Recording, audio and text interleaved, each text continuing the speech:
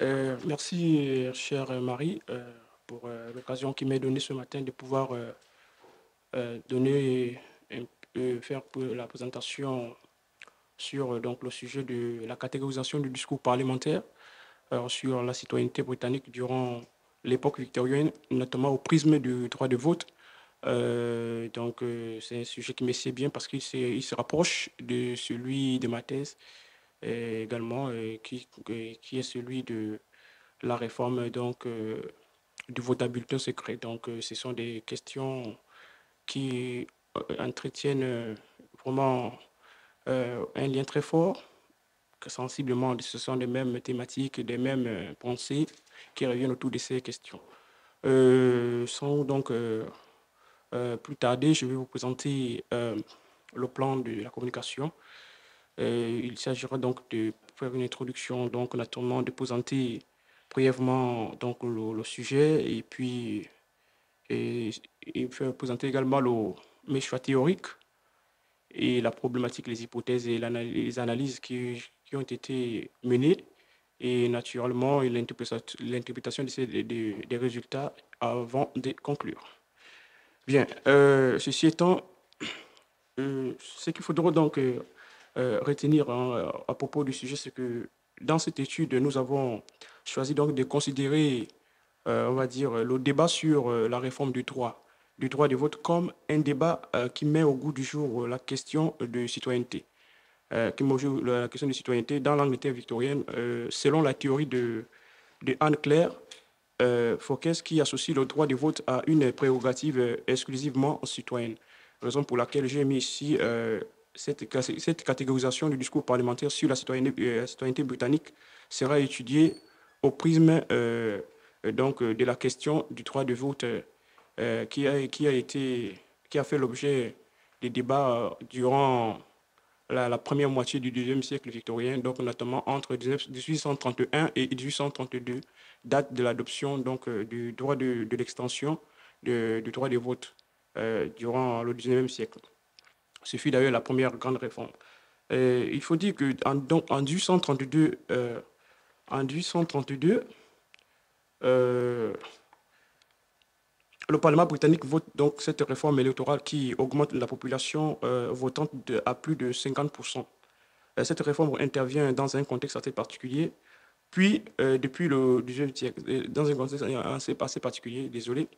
Donc, je disais que depuis le 18e siècle, les populations mettent une vraie pression énorme, une vraie pression sur les dirigeants au sujet de la révision du système parlementaire traditionnel, longtemps resté inchangé. L'opinion publique se fait de plus en plus entendre et les pétitions populaires ne désemplissent pas pour demander plus d'ouverture politique à d'autres catégories de citoyens et également à d'autres régions du pays privées jusque-là du droit de participer au processus de désignation des députés ou d'être directement représentés au Parlement. Euh, donc, au niveau donc de nos choix théoriques, au niveau de nos choix théoriques, nous avons pour ce qui est du corpus, nous avons donc comme notion le contexte et le texte. Pour nous, le corpus n'a de sens qu'en contexte. Et pour nous, le corpus n'a de sens qu'en contexte. Donc, du corpus, il dit également le discours. Le discours, pour nous, n'a de sens qu'en contexte. Donc, nous avons comme notion qui est au fondement de cette étude le contexte, le texte également. Donc, en ce qui est du discours ou du corpus. Donc, ce sont des éléments qui ont été pris en compte. Ce sont donc ces notions qui ont conduit également à faire des choix d'analyse que vous allez observer, que vous allez découvrir tout à l'heure durant cette présentation.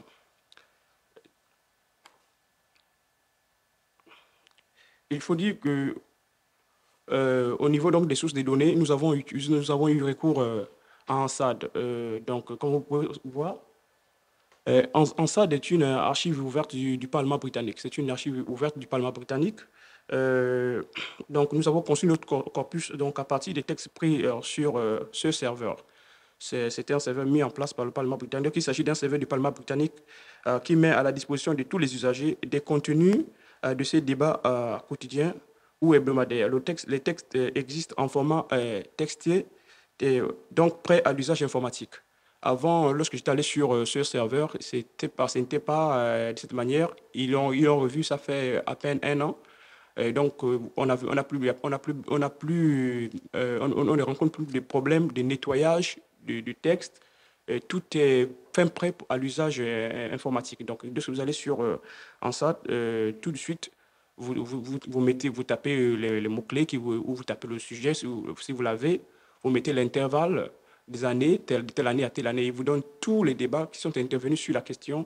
Et là, il vous demande si vous voulez imprimer. Quand vous imprimez, ça vient directement en texte brut, donc prêt à l'usage informatique. Ce qui nous évite donc de tomber dans des problèmes liés un peu voilà, à des incohérences ou des situations inutiles au sein dans le texte. Donc, sa création donc, remonte à 1803 par un certain Barry, qui très tôt avait compris la nécessité de mettre en place une plateforme informative afin de tenir les Britanniques informés des affaires les concernant. Et depuis lors, ANSAD s'est développé et est devenu une véritable base de données pour quiconque s'intéresse à l'actualité parlementaire britannique. Donc, voilà, c'est effectivement cela. Et permettez-moi de vous lire. Donc, au niveau donc, de la problématique, comme vous pouvez le constater, donc, euh, nous avons donc eu des questions qui ont été prises en compte afin de conduire cette analyse. Donc, nous sommes demandé comment déterminer l'appartenance des députés ayant pris la parole au cours du débat sur la réforme parlementaire de 1832 dans un contexte où la filiation partisane est encore moins perceptible comparablement à nos jours. Peut-on s'attendre à des mouvements et des oppositions linguistiques des intervenants? Ce sont des questions qui ont été prises en compte afin de mener notre étude. Les partisans de la réforme ont-ils un lexique nécessairement différent de celui des opposants à cette dernière?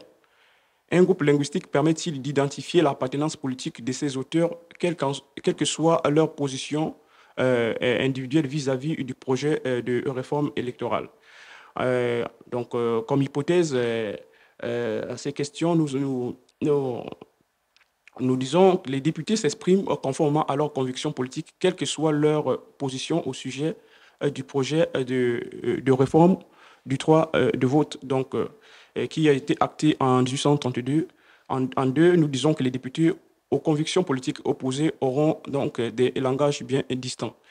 Et ce qui va être vérifié au cours de cette étude. Et maintenant, nous allons passer à la description donc, du contenu de l'ensemble des discours.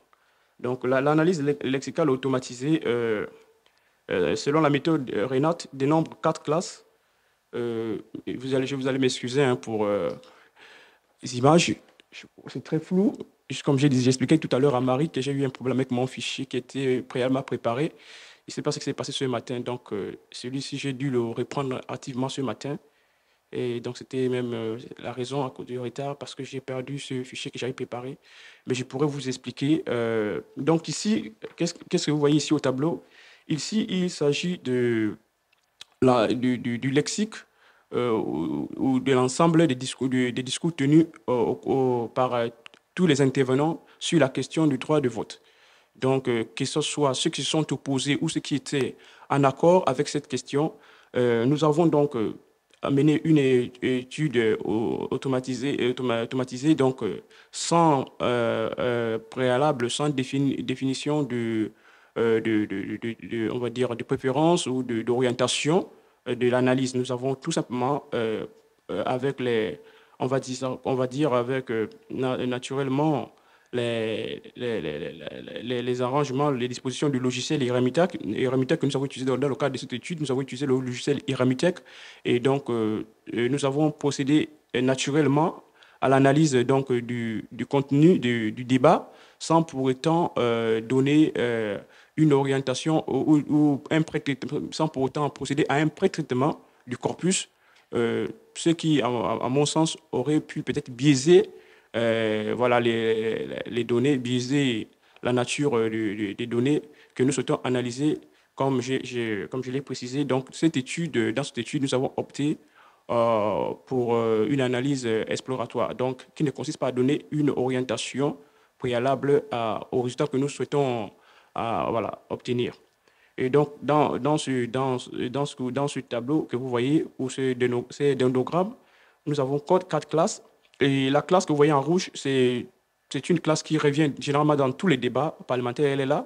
C'est une classe qui est dédiée au discours, on va dire ça comment, au discours ritualisé, donc institutionnalisé, qui constitue donc au code linguistique de l'institution et qu'il faut naturellement adopter lorsque on est dans la discussion parlementaire. Donc, c'est pas tellement une classe qui est pertinente dans les résultats attendus. Voilà, donc c'est juste voilà, une classe qui est dédiée au discours parlementaire, donc au discours institutionnalisé, donc qui a pour but de maintenir naturellement la tradition parlementaire de discuter dans le respect, dans le code linguistique de l'institution. Et nous allons donc nous appesantir sur les trois autres classes que vous voyez en bleu, vert et marron. Du coup, ce qu'il faudra retenir, c'est que donc cette analyse que vous voyez au tableau donc, on va dire, selon la méthode de Renat, comme je le disais tout à l'heure, dénombre quatre classes, dont je viens de vous expliquer la première en rouge, et les trois autres sont dédiées au discours thématique. Et comme au discours thématique, la classe 3, donc je vous la donner, c'est la classe en bleu ciel. La classe 3 donc, traite ici de l'histoire de la Chambre des communes britannique et de sa place dans le régime politique du pays. La classe 2, c'est la classe en vert. Celle-ci traite de la nécessité de consolider donc, de la considération donc, de l'influence des institutions auprès du public. Jusque-là, on ne sait pas quitter ce discours. Est-ce sont des députés opposés à la réforme ou des députés voilà, partisans de la réforme, qui soutiennent la réforme, on ne le sait pas. La classe 4, quant à elle, met un accent sur la nécessité de donner une représentation politique à chaque partie du territoire du pays où vivent les Britanniques. Donc, naturellement, après cette analyse, nous allons donc observer et commenter cela par rapport, on va dire, comme je le disais, à, au contexte donc de chaque classe et à quoi ces classes renvoient. Donc nous pouvons, comme nous pouvons le constater, donc, dans les trois classes qui sont dédiées à l'analyse des thématiques, nous remarquons bien qu'il y a l'imbrication donc, des questions idéologiques et sociologiques. Et nous avons donc ici l'imbrication, donc un mélange des questions idéologiques et sociologiques qui constitue donc le fond de ce débat sur l'élargissement du droit de vote en Grande-Bretagne en 1832. Les interlocuteurs accordent ainsi un intérêt particulier à la question des fondements constitutionnels de la Chambre des communes et à celle relative à la représentation des populations au Parlement. On peut donc se demander naturellement à quelle pensée politique donc, renvoient ces classes ou quelle pensée politique domine donc les discussions. Donc on voit que donc, deux visions opposées dominent ce débat.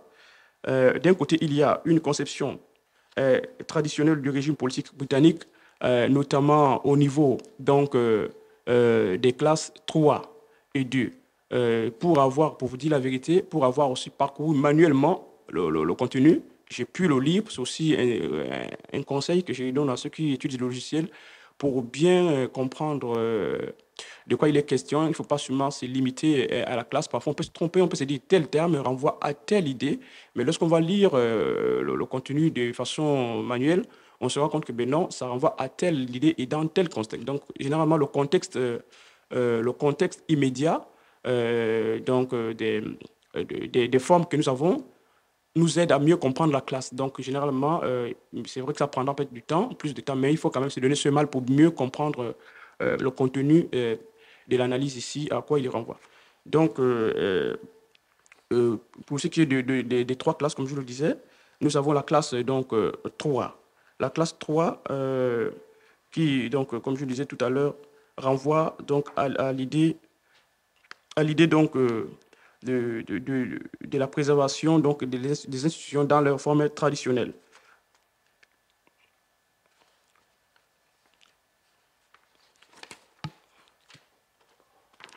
Voilà, donc il s'agit pour les députés qui ont tenu ce discours de ne pas soutenir ce projet, pour ne pas, en d'autres termes, pour de ne pas procéder au changement des institutions aux institutions traditionnelles dans leur forme existante. Donc, généralement, vous voyez, nous avons Common, Constitution, Crown. Il y a donc il y a History qui vient après Crown, donc il y a une tendance de ces députés à relater l'histoire de l'institution pour dire que l'institution a fait du chemin. Elle s'est débarrassée de la trop-puissance de la couronne. Elle a pris, l'institution a pris vraiment de la dimension de l'autorité. Voilà. L'institution s'est forgée. Donc, c'est la question la question de l'efficacité du Parlement, notamment de la Chambre de communes, ne date pas d'aujourd'hui. Cette question remonte naturellement à des siècles passés et un travail avait déjà été fait dans ce sens. Donc, pourquoi procéder à nouveau au changement des règles qui définissent, on va dire, les conditions d'élection des membres au sein de cette institution. Et nous avons donc en classe 2, également, en classe 2, nous avons un discours similaire à celui tenu en classe 3, par contre, qui est beaucoup plus ouvert, vous voyez, ici, en classe 3, on avait comment, constituent. En classe 2, nous avons country. Nous avons person. Donc, on voit bien qu'en classe 3, ces députés mettent beaucoup plus l'accent sur l'intérêt général. Donc, le pays, ils pensent au pays. Person, en fait, ça, c'est le logiciel vu la lématisation, qui a ramené people à person. Mais normalement, ici, c'est quand si vous découvrez le corpus, il s'agit de people. People. Mais comme c'est le logiciel, quand vous demandez une lématisation, il ramène tout à la racine. Au féminin, il ramène au singulier. Au pluriel, il ramène au singulier. Voilà. Au singulier. Et donc, il ramène tous les termes à la racine. Donc, ici, personne, en réalité, c'est people. Donc, et vous voyez que l'institution vient, par exemple, en troisième position. Donc, il s'agit ici, pour ceux qui tiennent ce discours, de mettre d'abord l'accent sur l'intérêt général, sur la population, le peuple, qui constitue la base même de l'essence de l'institution. Contrairement à ceux qui tiennent le discours en classe 3, qui mettent l'accent sur l'institution, comme quoi l'institution, on va dire, est prioritaire par rapport à la volonté populaire. Et c'est ce qui, donc, on peut lire en classe 2. Et, excusez-moi, donc, de l'autre côté, donc, nous avons une approche pragmatique axée sur l'adaptation des institutions aux évolutions de la société britannique. Et donc, ce dernier discours est quant à lui préféré par les réformateurs, donc favorable à l'idée d'accompagner le citoyen vers son autonomie. Donc, il revient effectivement que deux groupes parlementaires s'opposent durant ce débat. Donc, jusque-là, on ne sait pas qui s'oppose. S'agit-il des conservateurs qui s'opposent ou des réformateurs qui s'opposent? Sachant que, comme je l'ai dit dans l'introduction, qu'à cette époque, la filiation partisane n'est pas encore clairement remarquée comme cela est de nos jours. Donc, la discipline du parti à l'époque n'existe pas. Les députés sont libres, voilà, de soutenir ou de ne pas soutenir un projet, même si dans leur code linguistique, on peut remarquer qu'ils font partie de tel parti, mais ils ne sont tenus par aucune règle, on va dire, aucun règlement intérieur du parti, ou voilà, aucune ligne du parti à ne pas soutenir ou tel projet ou tel projet. Donc, même si parfois on peut se dire, ben là, on a tendance à voir tel discours, il faut faire attention pour bien essayer d'aller pousser l'étude plus loin pour bien être sûr que nous avons, on va dire, là, dans cette classe ou dans cette classe, un discours qui renvoie à telle pensée politique ou tel groupement politique. Et donc en classe 4, comme je le disais, il s'agit donc d'un groupe, d'un discours beaucoup plus pragmatique et naturellement, et qui renvoie à l'idée donc de libéraliser le droit politique, de le rendre plus libre, donc de l'étendre. Vous voyez, boroughs, donc ici, ce sont des communes, donc ce sont des municipalités, donc ce sont des parties du pays qui jusque-là n'étaient pas représentés. Pour ces députés, il faut que ces parties soient représentées. Pour ces députés, il faut que ces parties accèdent. Il y a des populations dans ces parties du territoire, il faut que ces territoires accèdent également au droit de vote. Or, parce que c'est ces députés qui tiennent ce discours, du moment où il y a des populations qui vivent dans ces territoires, il faut que ces dernières accèdent au droit de vote. Or, ce n'est pas la position de tout le monde. Par exemple, lorsque nous allons procéder, nous allons avancer, nous allons voir qu'il y a la distance, il y a clairement une séparation, une opposition entre ce discours et le discours tenu donc, en classe 3 et en classe 4 et en classe 2. Euh, pour ce faire, je vais donc euh, passer à cette diapo. Je ne sais pas, vous allez rien voir, vous allez juste avoir une idée. Vous voyez, et là, c'est l'analyse factorielle de correspondance que j'essaie de réaliser. Et là, dessus, avant de réaliser cette analyse factorielle de correspondance, j'ai dû insérer des variables. Variables opposants et partisans. Je n'ai pas dit celui-ci conservateur ou réformateur ou libéral. Opposant et on va dire, partisan de la réforme. Donc, quand je parle d'opposants, s'opposer à la réforme et ceux qui soutiennent la réforme, je les ai donc ici tagués comme partisans. Là, parce que vous n'arrivez pas à voir, mais sur mon honnêteté, c'est un peu plus clair ici. Vous avez des deux côtés, celui que vous voyez en bleu, ici, c'est Robert Inglis, c'est l'un des plus fervents opposants à cette réforme. Et lui, il dit clairement, je suis conservateur dans le principe, donc je ne peux pas soutenir une telle réforme qui, à mon sens, mettra en danger les institutions britanniques. Par contre, de l'autre côté, nous avons un opposant, Croker, que vous voyez ici, c'est également un opposant à la réforme. Mais bizarrement, nous avons deux opposants à la réforme, mais dont les discours sont distants. Ça devient intéressant parce qu'on se dit, ben, agrandir je pense que si on agrandit, ça deviendra flou. Oui, bon, je pense que... donc, ce que vous voyez en marron ici, c'est l'opposant Croker. Et en vert, en bleu, c'est l'opposant Robert Harry Inglis. Donc, ce sont les deux opposants à la réforme. Pourtant, leurs discours sont distants. Comment je l'ai su? J'ai lu, comme je vous ai dit, j'ai dû lire de façon éclair ces débats. Je lisais donc le début du discours et la fin du discours. Au début, il vous donne déjà une idée de ce qu'il pense et à la fin, il se prononce clairement sur sa position vis-à-vis du projet. Il dit, je ne soutiens pas ce projet. Donc, c'est sur cette base que j'ai pu insérer les variables par rapport à leur position vis-à-vis de la question et ainsi. Et voilà. Et là, j'ai pu me rendre compte qu'on a des opposants, à la réforme, mais qui, dans le code linguistique, voilà, ils ne disent pas nécessairement la même chose. Donc, chacun s'oppose à la réforme pour des raisons qui lui sont bien particulières. Pas nécessairement qu'on soit dans le même parti.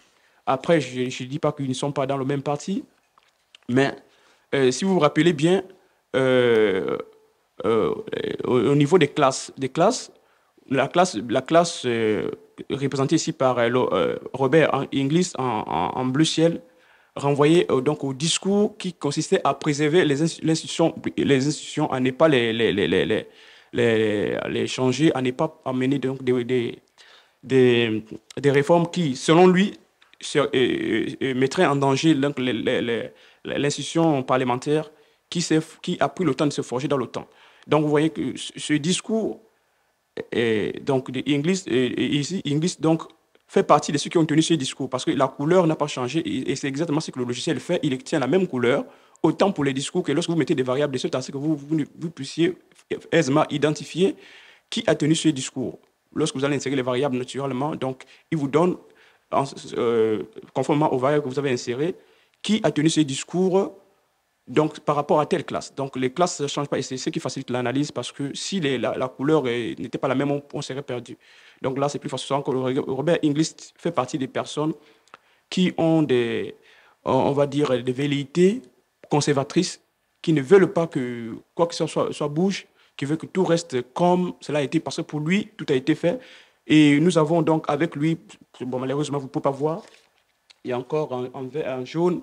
Vous avez également des opposants. Mais rassurez-vous, dans ce groupe de Robert Inglis, vous avez également des partisans. Donc, quand je dis ce groupe, c'est-à-dire ceux qui tiennent le même langage que lui, et dans les variables que j'ai ici sur mon tableau, j'ai également des partisans qui ont un discours très proche de celui de Robert Harry Inglis. On peut se dire, mais comment des gens qui s'opposent ont un discours qui se rapproche?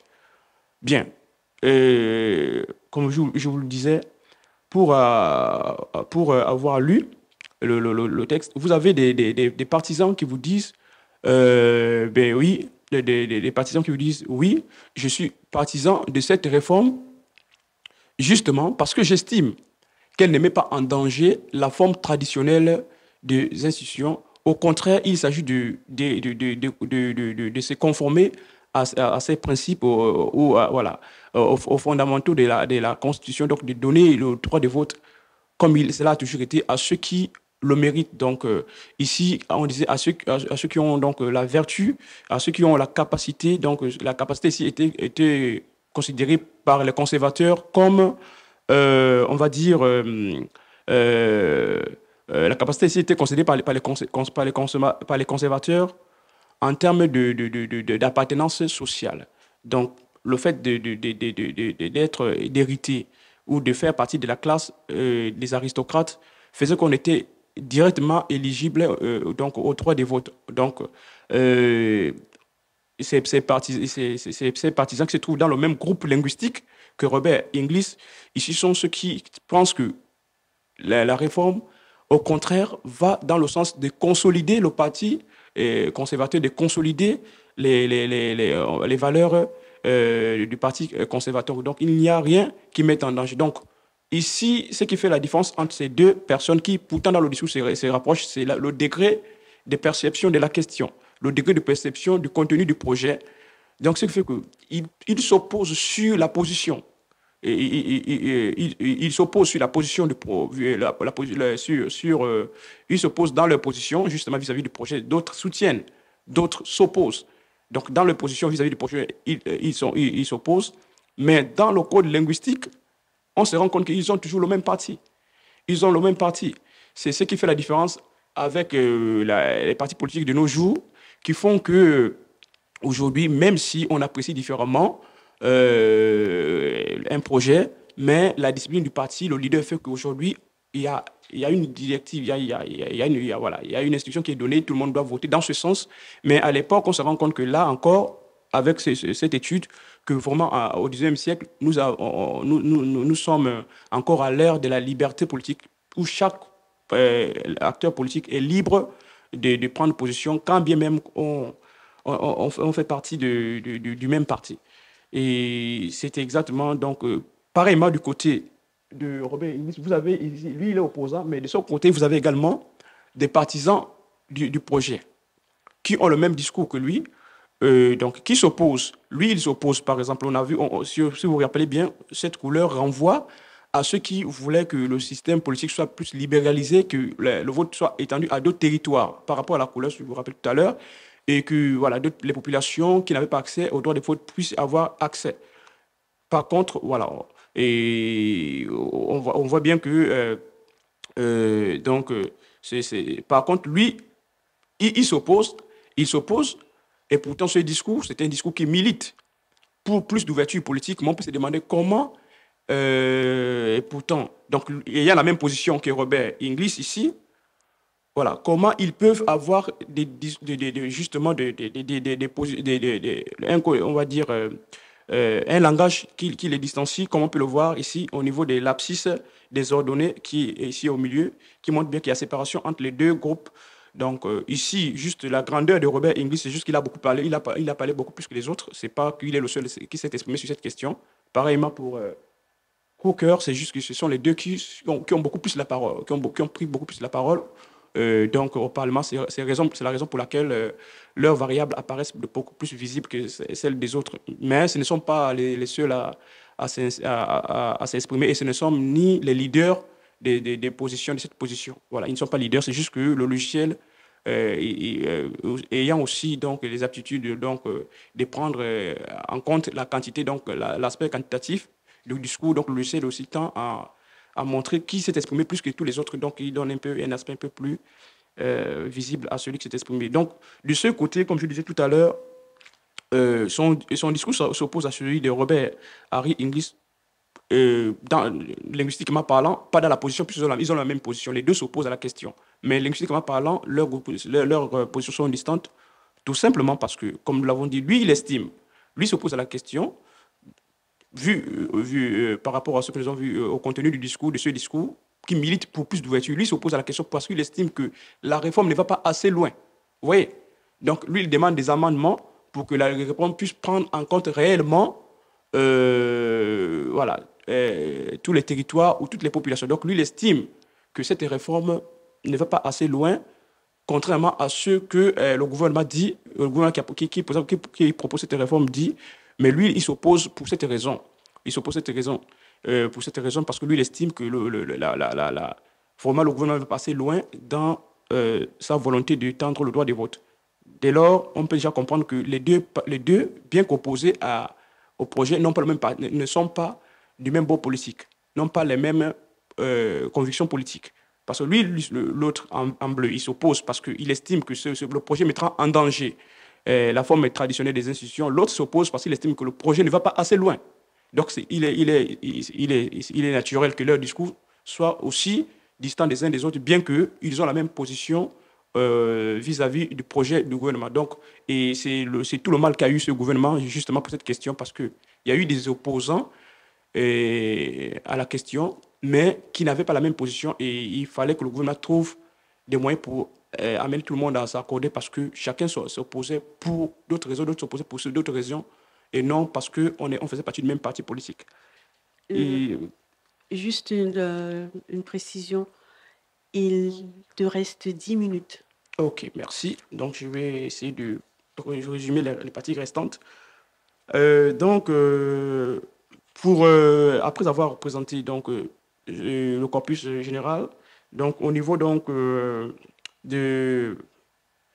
donc, de l'analyse groupée, ici, je ne sais pas si ouais, c'est ici. Donc, on a fini avec l'analyse donc groupée. On s'est rendu compte que on peut trouver des opposants et des partisans de part et d'autre. Donc, ça, il faut se rappeler que voilà, un côté un côté de l'analyse ne désigne pas nécessairement que nous avons affaire à un parti politique. Non. Donc, ici, cette analyse ne donne pas de position sur l'appartenance politique parce que voilà, parce qu'on est opposant. Donc, ici, les variables ne donnent pas nécessairement euh, cette, cette idée. Donc, excusez-moi, ça c'est le camp donc, des députés qui sont favorables. Donc, le camp du député favorable montre ici donc, une réelle volonté donc, d'étendre vers la popularisation des institutions représentatives nécessaires à leur préservation.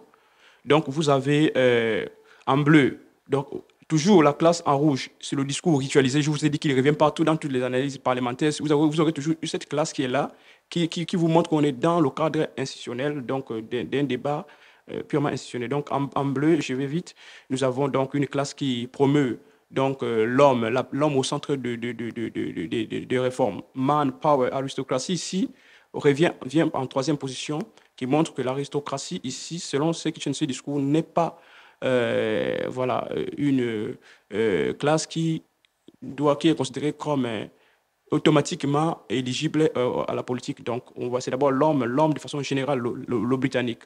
Et vous avez donc en vert, ce que nous avons vu tout à l'heure, et également country institution. Donc, nous avons vu que c'est ceux qui tenaient un discours voilà, beaucoup plus ouvert, contrairement à ceux qui tenaient un discours plus fermé, comme les Robert Inglis. Donc, ici, c'est le camp de ceux qui sont favorables.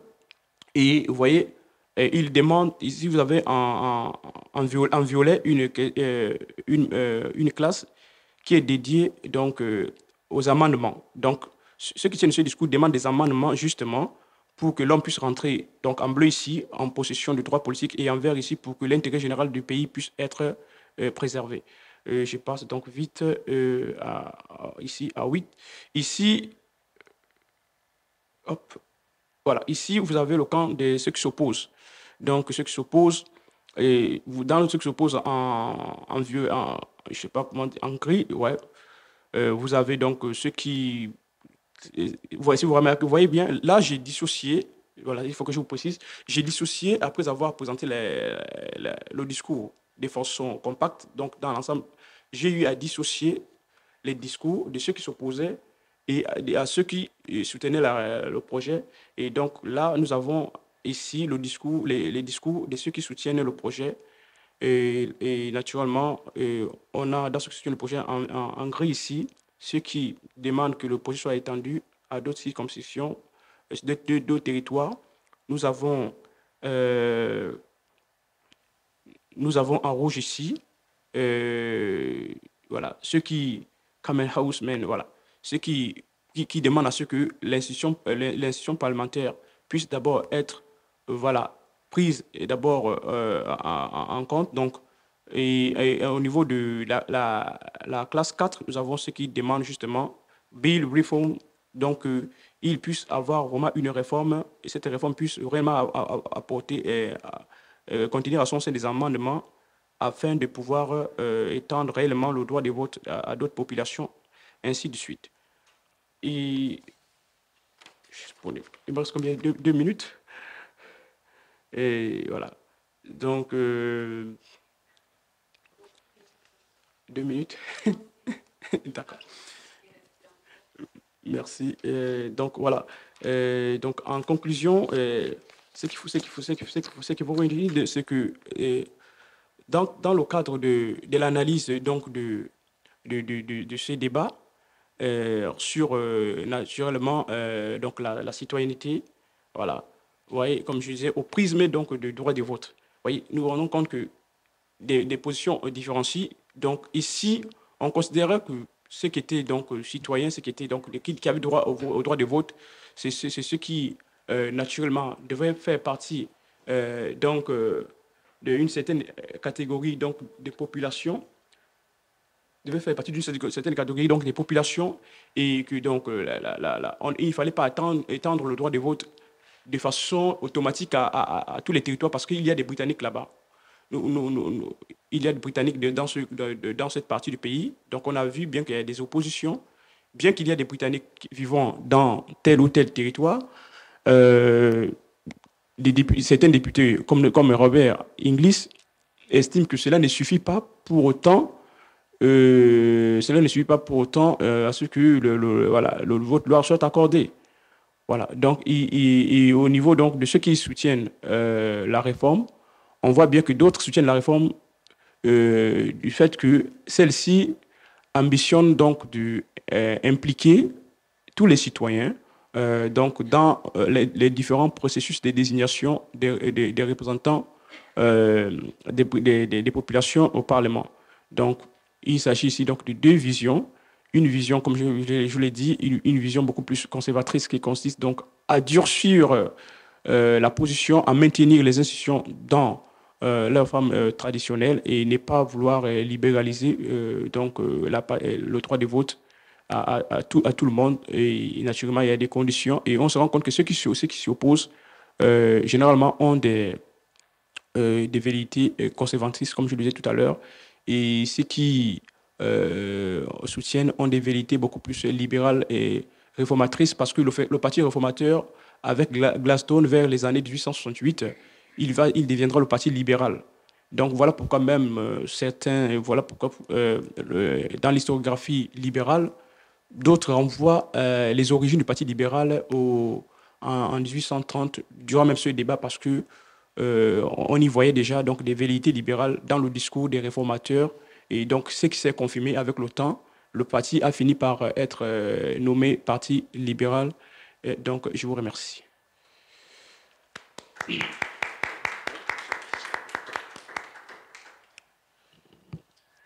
Merci, Monsieur Enongui, pour cette très belle présentation sur le discours britannique, parlementaire Voilà. britannique. Donc, est-ce qu'il y a des questions dans la salle par rapport à cette présentation?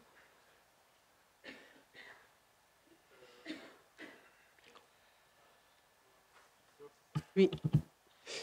Oui, j'ai une question sur la forme la forme des débats, en fait. C'est-à-dire, vu que j'imagine que ça se passe comme un débat parlementaire actuel, c'est-à-dire, ils se répondent à l'oral et bon, souvent, en plus, au Parlement britannique, c'est souvent un peu sous forme d'invective. Est-ce que déjà vous avez moyen de savoir dans quel ordre ils parlent? Et est-ce que c'est possible, de prendre ça en compte? Puisque j'imagine que quand quelqu'un dit quelque chose, l'autre va reprendre en partie le vocabulaire du précédent en disant, Mm. vous avez parlé de ça, mais moi je pense que, et cetera. Et est-ce que c'est possible, voilà, d'intégrer ça ou c'est pas possible avec les données que vous avez? Oui, bon, je vous ai épargné toute la liturgie parlementaire relative justement au débat. Naturellement, il y a un speaker qui est là, qui distribue la parole, et ça ne date pas d'aujourd'hui, à ceux qui veulent intervenir. Mais il ne conditionne pas, il ne cela ne conditionne pas pour autant de jeu de passe entre un camp et un autre. Un camp peut prendre la parole 2 à 3 fois successivement, selon que les députés lèvent la main ou pas. Sinon, si les députés des deux camps lèvent la main, naturellement, le speaker procède à la répartition de la parole. Et c'est là également, on se voit dans le débat. Si vous parcourez le débat, vous allez voir qu'après tel député, il y a un autre qui prend la parole, il y a un autre qui prend la parole. Il y a des moments où le speaker intervient pour dire, je pense qu'il faut d'abord laisser la parole à tel. Mais le speaker intervient généralement, intervient rarement parce que les députés eux-mêmes, ils ont déjà intégré cette liturgie, donc ils laissent naturellement l'autre prendre la parole lorsqu'ils ont un camp a fini de s'exprimer. Donc voilà. Je ne sais pas si j'ai répondu à votre question. Je vous en prie.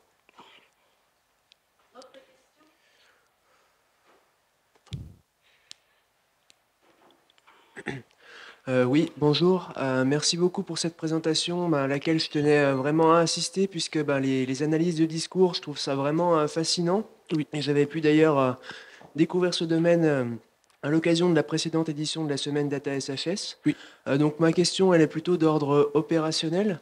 Donc je m'y suis intéressé un petit peu entre-temps, et effectivement, j'ai pu constater qu'un collègue économiste utilisait le logiciel R pour faire ce genre d'analyse, tandis que d'autres collègues en sciences de gestion, et c'est votre cas, utilisent plutôt le logiciel Iramutech. Et donc j'aurais voulu savoir quels sont les avantages et inconvénients de ces deux logiciels, et du coup pourquoi dans votre cas avoir choisi Iramutech en particulier. Bien, je vais être franc avec vous. Je ne saurais pas vous dire que je maîtrise les tenants, les contours de tels logiciels, les avantages. Moi, ce que je peux dire, c'est que Remiter est le premier logiciel sur lequel je suis tombé. Et du coup, j'ai vu qu'il répondait à mes attentes et relativement à mes questions de recherche. Donc, je n'ai pas voulu en chercher d'autres logiciels. Donc, voilà. Mais sinon, je sais que dans Iremitec, je sais que Iremitec est l'interface de R également, il possède également des analyses quantitatives et qualitatives. Donc, vous avez aussi dans Iremitec voilà, les analyses qu'on peut retrouver sur R. Bon, moi, je peux ajouter quelque chose par rapport au logiciel.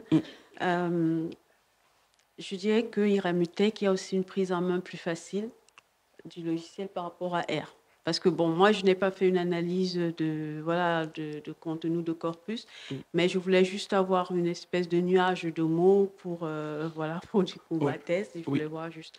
Et j'avais utilisé les deux logiciels pour le faire, donc soit Iramutech ou R. Mais je pense que ça associe la prise en main d'Iramutech pour les personnes qui ne sont pas souvent très à l'aise avec les logiciels.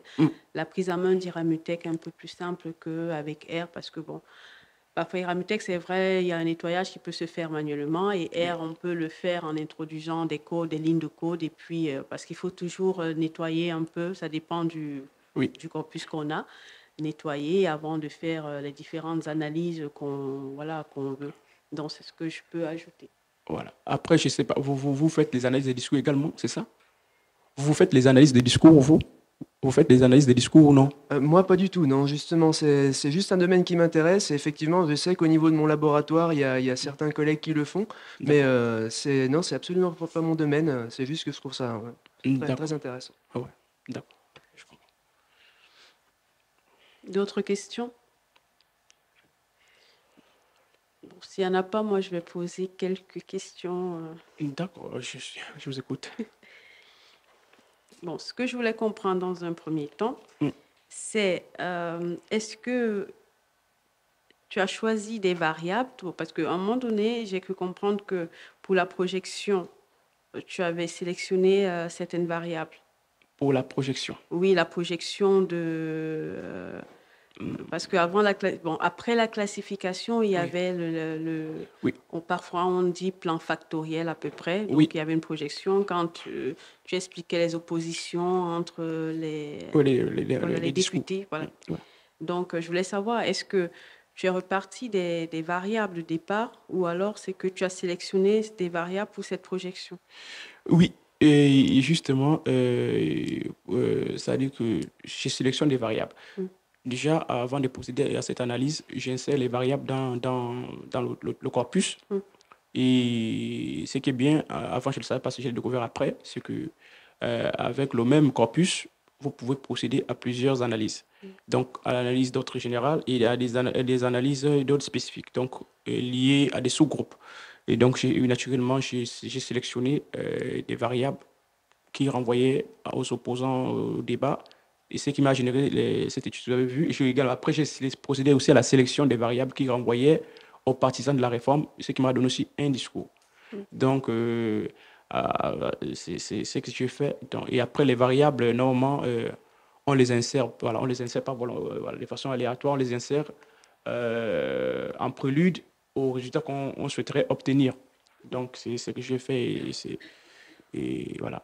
Donc, Mais est-ce qu'en faisant cela, ça ne force pas un peu, entre guillemets, le résultat qu'on aimerait obtenir en choisissant soi-même des variables? Non, comme je dis, si vous vous rappelez bien, je disais que avant d'insérer les variables, je procède d'abord à la lecture manuelle également, vu que je ne peux pas lire tous les débats, ils sont vraiment vastes. Hein. Et généralement, je fais un constat, les députés, je ne sais pas si dans toutes les institutions parlementaires, ça se passe comme ça, ils ont tendance au départ à annoncer d'abord leur appréhension de la question et à la fin de leur discours, ils disent clairement voilà, leur position. Donc, c'est sur cette base que je donne des variables. Voilà, c'est un peu, c'est tout ça, bon, c'est tout ça meilleur que certaines procédures ou certaines études où les chercheurs intègrent des variables, bon, ça c'est dans le cas des analyses thématiques, intègrent attribuent certaines analyses ou certaines parties du texte à telle variable. Parfois, le texte ne le prouve pas. Lorsqu'on va dans le texte, au fond, ce n'est pas vraiment ce qui est au fond. Donc, mais les variables, je les ai intégrées de façon naturelle, en accord avec le discours et avec surtout ce que le député lui-même il dit. D'accord. Donc, c'est ce qu'il dit que j'insère comme variable. Okay. Donc, de cette rester fidèle au contenu du texte. D'accord. Donc là, j'aurai deux dernières questions. Après, je vous libère. Bon, vous avez dit que c'était pas possible c'était pas possible de savoir déjà les partis politiques à partir de ces discours. Mais je me disais, est-ce que quand on a les députés, on peut pas savoir de quel parti politique provient le député? Justement, aujourd'hui, c'est plus facile. Aujourd'hui, c'est plus facile. Mais si vous travaillez sur les périodes qui datent, vous voyez, et trouver donc des encyclopédies de cette époque, c'est pas facile. Les mémoires de cette époque, c'est pas facile. J'ai dû laisser tomber et me concentrer uniquement sur le contenu parce que vous avez des députés et surtout, c'était récurrent, vous avez une famille toute la famille est passée par le Parlement et vous avez le nom de famille. Vous ne savez pas qui est le père, qui est le fils. Vous voyez. Et vous allez dire que c'est tel député. Donc vous avez juste le nom, mais on vous dit qu'il y a eu tel député qui a gouverné, qui est au Parlement de telle date à telle date, tel député, mais on donne juste le nom de famille et vous n'avez pas, ou parfois, vous n'avez pas non plus les partis. Et quand vous lisez l'historiographie, vous allez voir dans certains documents, on vous dit tel député était de tel bord politique. Lorsque vous lisez un autre document historiographique, on vous dit tel député, le même député était de tel bord politique en fonction de ces tendances durant la période. Donc, on a du mal à situer le député. Oui, c'est